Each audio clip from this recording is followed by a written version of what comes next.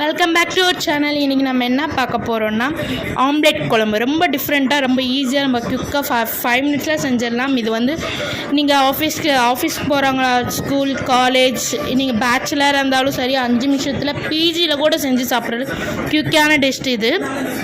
இந்த டிஷ் வந்து ரொம்ப ஈஸி. நீங்கள் செஞ்சுட்டு எப்படி இருக்குன்னு பார்ப்போம், சொல்லுங்கள் கமெண்ட்டில். நம்ம இன்க்ரீடியன்ட்ஸ் என்னென்னு பார்க்கலாம்.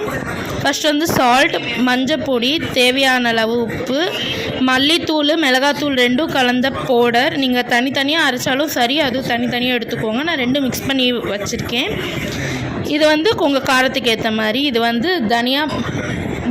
கரம் மசாலா. இது வந்து கரம் மசாலா உங்களுக்கு தேவையான அளவு எடுத்துக்கோங்க.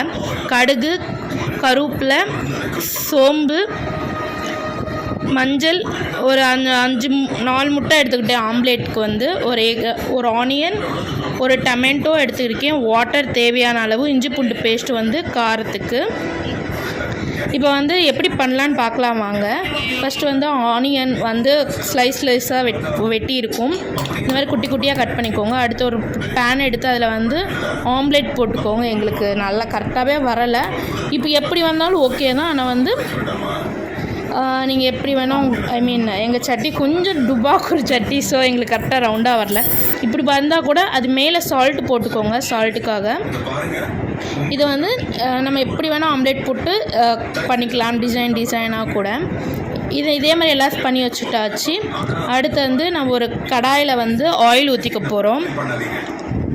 ஆயில் வந்து தேவையான அளவு, எத்தனை பேர் இருக்கீங்களோ அத்தனை குவான்டிட்டி ஆயில்ஸ் வந்து மறக்காமல் ஊற்றிக்கோங்க. நாங்கள் வந்து 2 பேருக்கு தான் செஞ்சோம், 2 வேளைக்கு. ஸோ கம்மியாக ஊற்றிக்கிட்டோம். இப்போ வந்து கடுகு போட்டு அது ஹீட் ஆகிடுச்சான்னு பார்த்துட்டு இப்போ கடுகு போட்டாச்சு. அதுக்கப்புறம் வந்து சோம்பு போட்டு, அதுக்கப்புறம் வந்து கருவேப்பிலை போட்டாச்சு. இது நல்லா பொரிஞ்சு வந்தோன்னே நம்ம ஆனியன் சேர்க்க போகிறோம். ஆனியன் தான் நினைக்கிறேன், ஆனியன் சேர்த்தாச்சு. உங்களுக்கு எத்தனை பேருக்கு எக் ரொம்ப பிடிக்கும் சொல்லுங்கள், எத்தனை பேர் பிடிக்காது சொல்லுங்கள். பிடிச்சவங்க ரெட் கலர் ஹார்ட் கமெண்ட் பண்ணுங்கள், பிடிக்காதவங்க பிளாக் கலர் ஹார்ட்டை கமெண்ட் பண்ணுங்கள். அப்புறமேட்டு லைட்டாக சால்ட்டு சேர்த்துக்கிட்டோம். இது வெங்காயம் வந்து நல்லா பொன்னிறமாக வளர்ந்து வரட்டும்ன்ட்டு.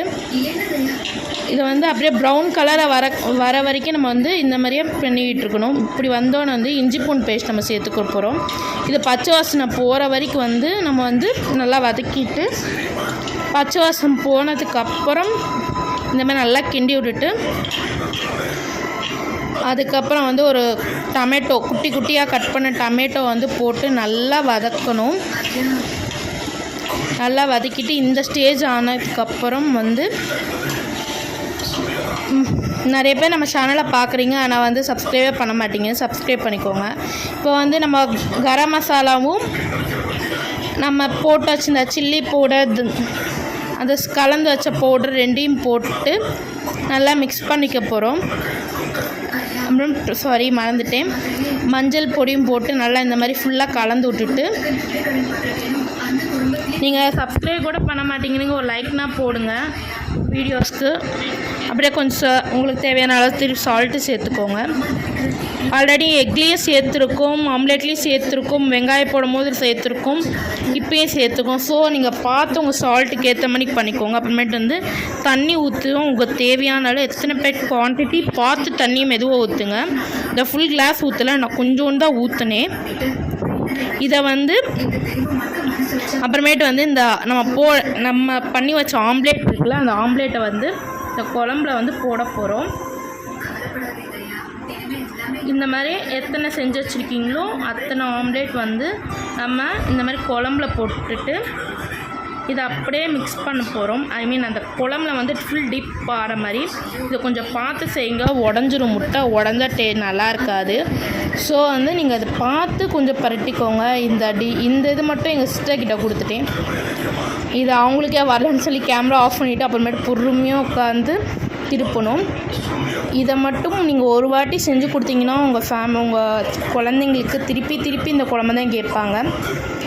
பெரியவங்க சின்னவங்களுக்கு எல்லாருமே சாப்பிட்லாம். செம்ம டேஸ்ட்டாக செம்ம டெம்ப்டிங்காக இருக்கும். பேச்சுலருக்கு செம்ம ஈஸியான ரெசிபி இது. நீங்கள் ஒரே ட்ரை பண்ணி பாருங்கள். உங்களுக்கு இருக்க 4 ஐட்டம் தான். இதே மாதிரி இன்னொரு வீடியோவில் சந்திப்போம். மறக்காமல் சேனலை சப்ஸ்கிரைப் பண்ணிக்கோங்க. நிறைய பேர் சப்ஸ்கிரைப் பண்ணாமலே பார்க்குறீங்க. ஒரு லைக்னா போட்டுக்கோங்க சேனலுக்கு. நம்ம இதே மாதிரி நிறைய வீடியோஸில் சந்திப்போம். பாய்.